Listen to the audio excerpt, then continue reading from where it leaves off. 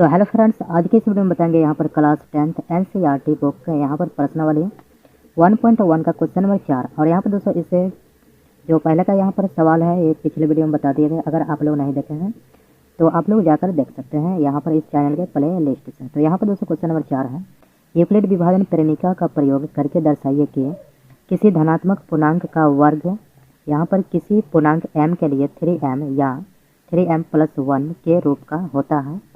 तो ये सिद्ध करना है और यहाँ पर दोस्तों संकेत दे रखा है जो आप लोग पढ़ सकते हैं। तो चलिए इस क्वेश्चन को सॉल्व करते हैं। तो यहाँ पर दोस्तों प्रश्नावली 1.1 है, क्लास 10th एनसीईआरटी का बुक यहाँ पर क्लास 10th का प्रश्नावली 1.1 का क्वेश्चन नंबर 4 है। यहाँ पर यूक्लिड विभाजन प्रेमिका का प्रयोग करके दर्शाइए कि किसी धनात्मक पूर्णांक का वर्ग किसी पूर्णांक m के लिए 3m या 3m+1 के रूप का होता है। ये क्या करना है, सिद्ध करके बताना है कि 3m या 3m+1 का होता है या नहीं होता है।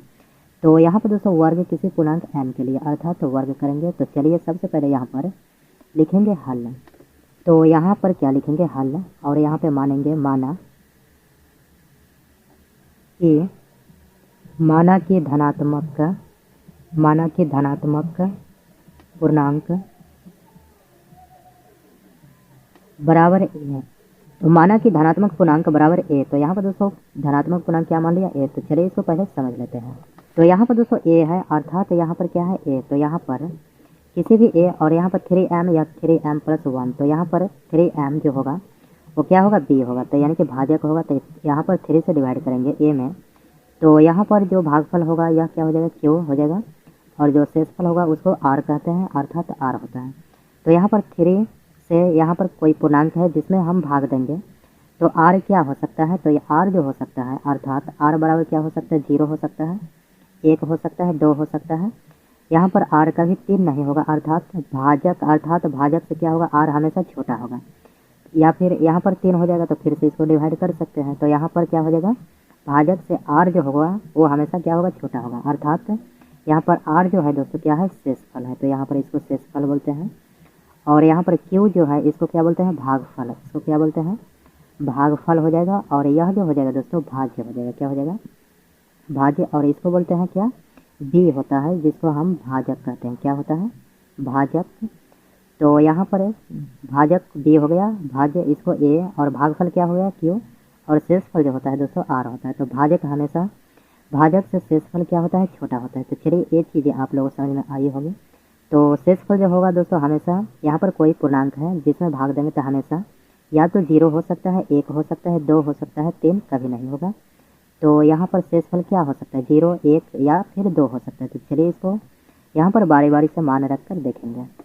तो यहाँ पर क्या होगा दोस्तों, यूक्लिड विभाजन प्रेमिका का जो प्रयोग होता है क्या होता है, यहाँ पर होता है a बराबर क्या होता है, b/q प्लस में r अर्थात भाज्य बराबर भाजक, यहाँ पर भाजक गुना भागफल प्लस में शेषफल होगा। तो यहाँ पर देखते हैं दोस्तों 3m+1 है अर्थात इस रूप का है 3m+1 अर्थात r का स्थान पर 1 और m के स्थान पर q है। यहाँ पे q के स्थान पर m है और b का स्थान पर 3 अर्थात b बराबर क्या हो जाएगा दोस्तों, 3 हो जाएगा। इस रूप का है यानी कि b का मान जो होगा क्या होगा, 3 होगा। तो चलिए यही चीज़ यहाँ पर लिखेंगे क्योंकि b बराबर जो होगा क्या होगा दोस्तों, 3 हो जाएगा। तो इसको यहाँ पर लिखेंगे। तो अगर b बराबर 3 है तो r का क्या हो जाएगा, संभव मान यहाँ पर 0, 1, 2 हो सकता है। तो यही चीज़ यहाँ पर लिखेंगे r हो जाएगा, तब r का जो संभव मान होगा क्या हो जाएगा, r का जो संभव मान होगा क्या हो जाएगा, संभव मान वो क्या हो सकता है, या तो 0 होगा, या तो 1 होगा, या फिर 2 होगा। यहाँ पर 0, 1, 2 इससे आगे नहीं होगा, 0, 1, 2 हो सकता है अर्थात r बराबर अर्थात शेषफल क्या हो सकता है, 0, 1, 2 किसी पूर्णांक में 3 से भाग देंगे तो चलिए यहाँ पर बोल रहा है यूक्लिड विभाजन प्रेमिका का प्रयोग करने के लिए। तो यहाँ पर लिखेंगे यूक्लिड विभाजन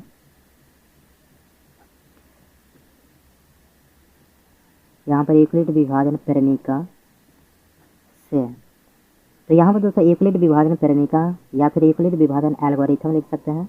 तो यहाँ पर दोस्तों यूक्लिड विभाजन प्रेमिका जो होता है क्या होता है, a बराबर होता है b/q प्लस में क्या होता है, r होता है।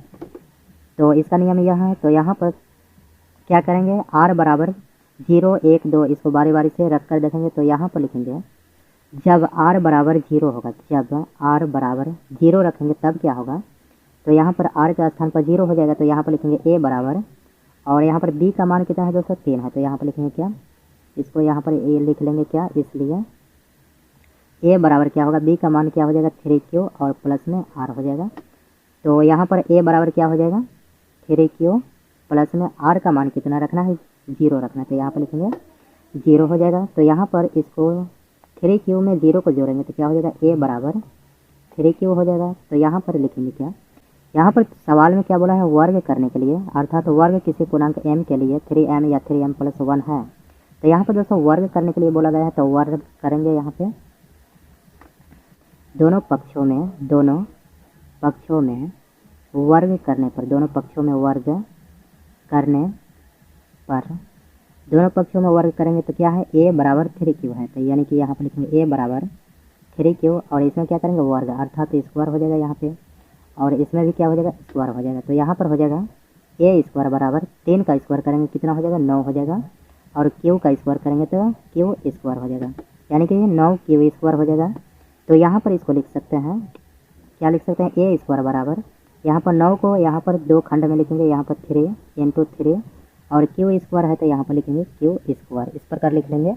उसके बाद यहाँ पर जो यह वाला है 3q स्क्वायर, ये क्या है, इस यहाँ पर जो है इसको मान लेंगे क्या m मान लेंगे, तो यहाँ पर लिखेंगे क्या माना 3q स्क्वायर बराबर क्या मान लेंगे m, यहाँ 3q स्क्वायर क्या मान लेंगे m क्या है पूर्णांक है, तो यहाँ पर माना 3q स्क्वायर बराबर m मान लेंगे। तब इसलिए क्या हो जाएगा दोस्तों, इसलिए हो जाएगा यहाँ पर a स्क्वायर बराबर क्या हो जाएगा, a स्क्वायर बराबर यहाँ पर 3 है तो 3 लिखेंगे, और यहाँ पर 3q स्क्वायर को क्या मान लेंगे m, तो यहाँ पर क्या हो जाएगा 3m हो जाएगा, यानी कि 3m हो जाएगा, 3 का गुना करेंगे m में तो 3m हो जाएगा। तो यहाँ पर a स्क्वायर बराबर क्या हो जाएगा 3m, इस प्रकार से हो जाएगा। तो ये क्या था फर्स्ट, अर्थात प्रथम चरण था, यहाँ पे जो था ये क्या था प्रथम चरण था। चलिए उसके बाद द्वितीय चरण देखेंगे, तो यहाँ पर दूसरे चरण में देखेंगे उसी प्रकार यहाँ पर जब r बराबर क्या मान लिए थे 0, तो यहाँ पर 0 के बाद क्या है 1 है, तो यहाँ पर क्या मानेंगे 1 मानेंगे। तो यहाँ पर लिखेंगे क्या, जब r बराबर 1 होगा तब क्या हो जाएगा, तब हो जाएगा क्या a बराबर, यहाँ पर क्या है a बराबर 3q, तो यहाँ पर लिखेंगे क्या 3q प्लस में क्या लिखेंगे r का वैल्यू कितना है दोस्तों 1, यानी कि यहाँ पर 1 मान लिए हैं, तो यहाँ पर क्या हो जाएगा 1 हो जाएगा। तो यहाँ पर 3q प्लस में 1, अब क्या करेंगे या इसी में वही प्रक्रिया करेंगे, दोनों पक्षों में वर्ग कर लेंगे दूसरे चरण में। तो यहाँ पर क्या लिखेंगे दोनों पक्षों में वर्ग करने पर, दोनों पक्षों में वर्ग करने पर, तो यहाँ पर भी दोनों पक्षों में क्या करेंगे वर्ग करेंगे, a बराबर 3q प्लस में 1, तो यहाँ पर क्या हो जाएगा a स्क्वायर हो जाएगा बराबर, यहाँ पर क्या हो जाएगा 3q प्लस में 1, तो यहाँ पर दोनों पर क्या हो जाएगा वर्ग हो जाएगा। तो यहाँ पर ध्यान से देखेंगे दोस्तों, यहाँ पर सूत्र में आ रहा है a प्लस के b होल स्क्वायर का सूत्र, जो आप लोगों को पता होगा तो उसी सूत्र पर इसमें बैठाएंगे, तो नहीं पता है तो यहाँ पर लिख देते हैं। तो यहाँ पर हो जाएगा क्या a प्लस के b होल स्क्वायर का सूत्र क्या होता है, तो यहाँ पर होता है क्या a square plus 2ab plus के क्या होता है b स्क्वायर होता है। तो ये क्या हो जाएगा, इसका सूत्र होगा जो आप लोग याद कर सकते हैं या फिर याद आप लोगों को होगा। चलिए उसके बाद इसी सूत्र पर बैठाएंगे, तो यहाँ पर a plus B whole square का सूत्र क्या होगा, a square plus 2ab plus के b स्क्वायर। तो यही चीज़ यहाँ पर लिखा जाएगा क्या a स्क्वायर, तो a का मान कितना है यहाँ पर 3q, तो यहाँ पर लिखेंगे क्या 3q और इसमें स्क्वायर लगाएंगे प्लस यहाँ पर 2ab, तो 2 आया सूत्र से a का मान कितना है 3q, तो यहाँ पर लिखेंगे 3q इंटू b का मान, यहाँ पर b का मान कितना है 1, तो यहाँ पर लिखेंगे 1, उसके बाद प्लस है, उसके बाद क्या है b स्क्वायर, तो b का मान 1 है, तो यहाँ पर क्या हो जाएगा 1 का स्क्वायर हो जाएगा, इस प्रकार से हो जाएगी। तो यहाँ पर हो जाएगा दोस्तों 3 का स्क्वायर करेंगे, अर्थात 3 का स्क्वायर करेंगे क्या हो जाएगा 9, और q का स्क्वायर क्या हो जाएगा q स्क्वायर प्लस इसको गुना करेंगे, 2 का गुना 3 में करेंगे, 2 3 कितना हो जाएगा 6q, और 6 का गुना 1 में करेंगे तो 6 ही होगा, तो 6q हो जाएगा प्लस 1 का स्क्वायर करेंगे तो 1 हो जाएगा।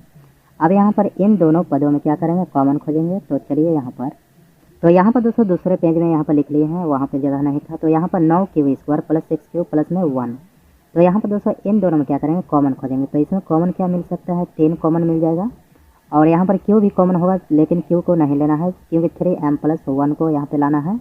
तो यहाँ पर 3 कॉमन हो जाएगा, तो 3 से 3 9 में डिवाइड करेंगे कितना हो जाएगा, 3 3 के 9 होगा, और यहाँ पर क्यू स्क्वायर बचेगा तो क्यू स्क्वायर हो जाएगा प्लस, और यहाँ पर 3 से डिवाइड 6 में करेंगे तो 3 दूना 6 हो जाएगा, और यहाँ पर क्या है क्यू है तो क्यू को लिख लेंगे, और यहाँ पर दोस्तों प्लस जो 1 है उसको बाहर ही रखेंगे।